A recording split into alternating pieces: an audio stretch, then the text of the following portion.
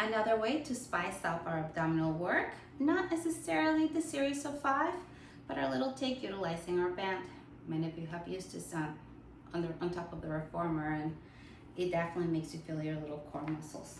So we will lay down onto our backs again. This time we will place the band, and it doesn't have to be a super heavy band, around our feet. You pick your poison. From here, the head would stay down. Chest is gonna be wide open, and again, remember, if you need to pad up your your head to keep those ribs down, absolutely do that. Okay, from here, all we're gonna do is we're gonna extend one leg long, bring it in. I like to start with the same side at least 4 times. So what's working here? Glute, tummy, and the hip flexor of the leg that's not moving. Okay, that was more like 6. Let's switch other side. Still being mindful of what the back of the head's doing, connecting that bridge of the nose to the mat. And then from here we could start to alternate. Always making sure that you're through that transition period where one leg's pulling and the other leg's pushing. 4 more. And 3. And 2. Last one. And then we bring it in. From here, we're gonna slide that band to around our ankles. Lengthen the legs up to the ceiling. Feet are gonna be flexed. We're gonna try to keep those feet up on top of our hips as much as we can. And then from here, we open and close. Make sure that you're thinking of the opening motion coming from your hip bones, from your thigh bones, not the feet necessarily. That way that knee stays in line with the first and second toe.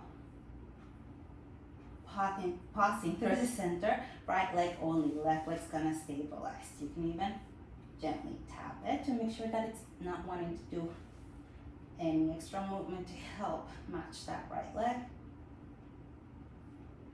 2, 1, other side.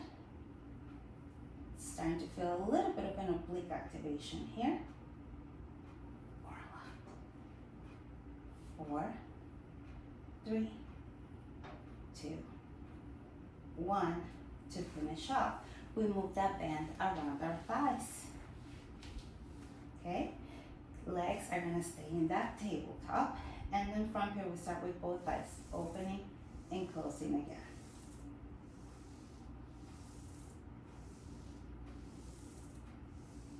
4 more.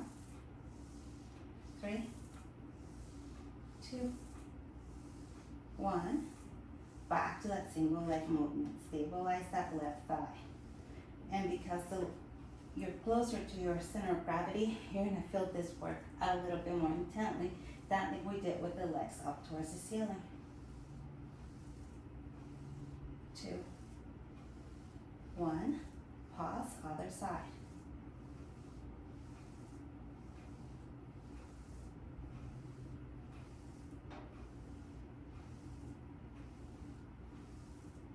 Make sure again that the back is supported. Last one, both of them. 10, 9, 8, 7. Check with your head, check with your ribs. 5 more, and 4, and 3, and 2, and 1. Carefully bring those feet back down. From here, inhale to prepare. Exhale, we're gonna bring those legs back up, heels together, toes apart. And then from here, just a little bit of an acknowledgement of that bend from the outer thighs. We're gonna think of hinging at the hips to reach the feet down towards the floor. Exhale and pick up. You're gonna go so far down that the chin's gonna wanna lift up. We're still thinking of the bridge of the nose straight down towards the mat. Only lowering the legs as much as we don't feel any doming or additional doming in the belly. 3, 2, last one.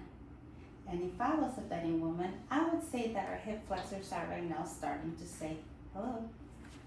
For this, Let's open those feet as wide as our hips. Little pressure into that band. We've been here before with our bridge series, and just a couple of articulated bridges to come up. Again, make sure that that neck is nice and safe. Bridge of the nose is still pointing down.